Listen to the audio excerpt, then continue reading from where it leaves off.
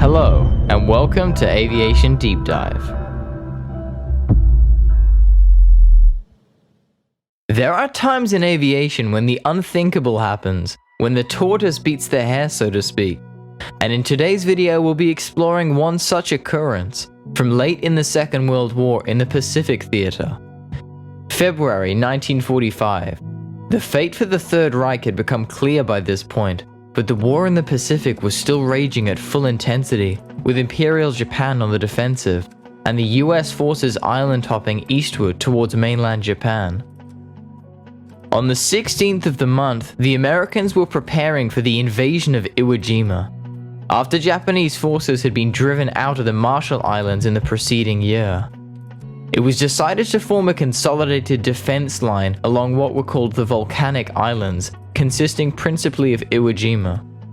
These islands were considered of utmost strategic importance, as it was considered that losing control of them would allow air access to mainland Japan with unprecedented ease and frequency. As with any battle, of course, the Americans needed as much information as possible, and much of this information would be provided by reconnaissance aircraft.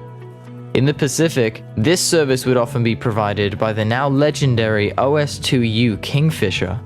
First flying in 1938, and admittedly being a fairly low-performance aircraft, the Kingfisher was a favorite amongst its crews for its excellent handling, stability, and reliability. It served throughout the entirety of the war and has become something of an American favorite ever since. Many US warships carried one, as it was suitable for catapult launch, USS Pensacola being one of them.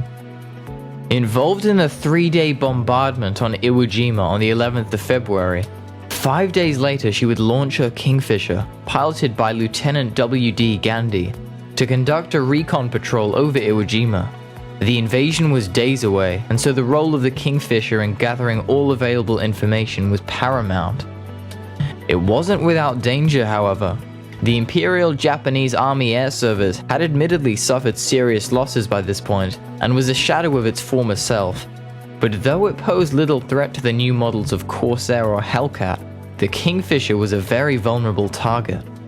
Just a few days prior, one OS2U had been attacked by 3 Zeros while spotting for the Iwo Jima bombardment.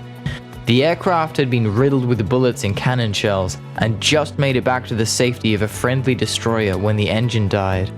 The pilot of a reconnaissance aircraft, the late war Pacific was still a very dangerous place. Regardless, Gandy launched from the USS Pensacola and set a route towards Iwo Jima. In order to gain more accurate info, he would fly at just 1,500 feet of altitude. This would make the aircraft significantly harder to spot against the waves, but if it was spotted, it would put the Kingfisher in a very vulnerable position. Nevertheless, Gandy guided in his trusty aircraft and arrived over the island at around 2 o'clock in the afternoon. Snapping some pictures and taking note of the fortified positions, the 2 men in the aircraft prepared to start heading back. Anxiously scanning the skies, suddenly the observer screamed out over the radio. Zeke, 12 o'clock high.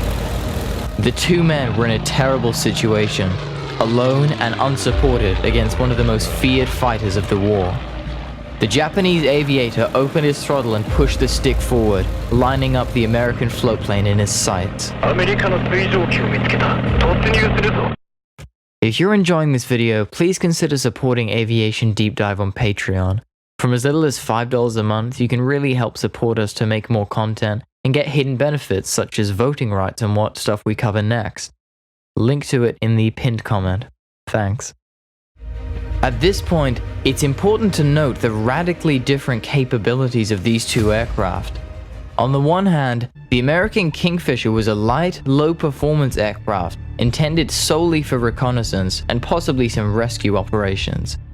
It was armed with just a single forward-facing light machine gun and one on a flexible mount in the back operated by the observer, meant solely for defense. The A6M Zero, on the other hand, was a thoroughbred fighter aircraft with a maximum speed at sea level of 270 miles an hour compared to the 150 miles an hour of the Kingfisher. The Zero outperforms the American floatplane in virtually every regard.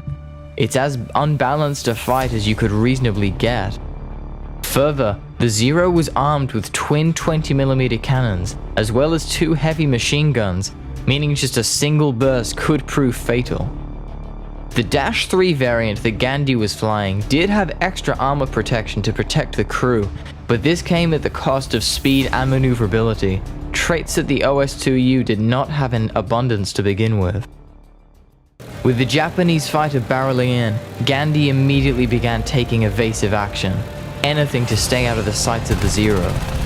Taking a deflection shot, the Zero opened fire on its initial pass, but just missed due to the nimble movements of the American pilot.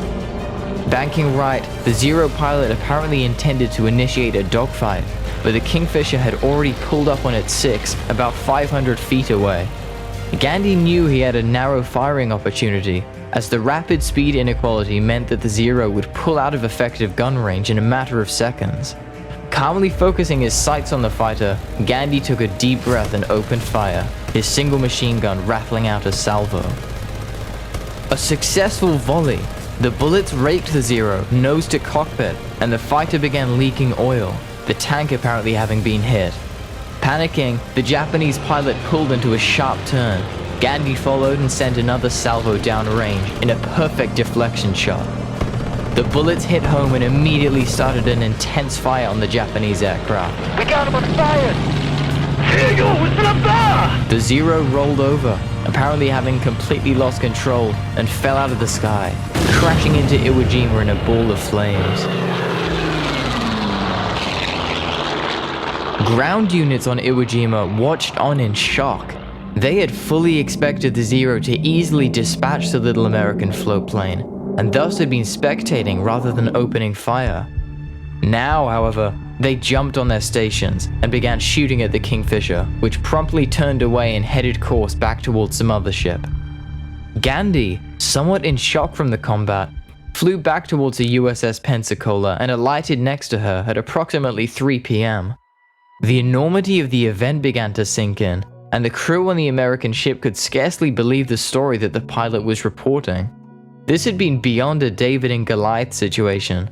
It was perhaps the most surprising underdog aerial victory reported during the Second World War, or even ever.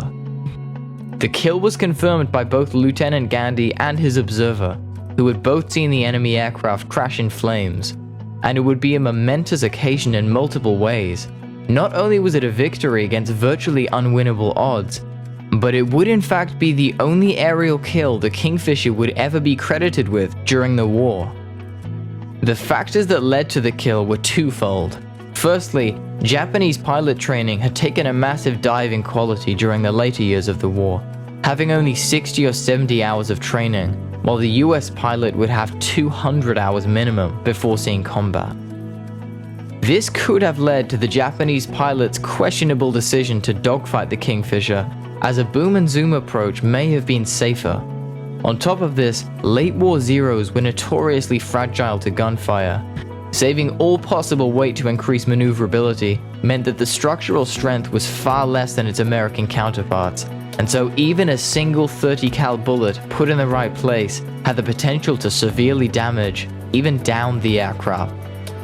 Without question though, Gandhi had shown exceptional piloting ability and marksmanship, downing the aircraft in just 2 bursts and getting on its tail after a single turn.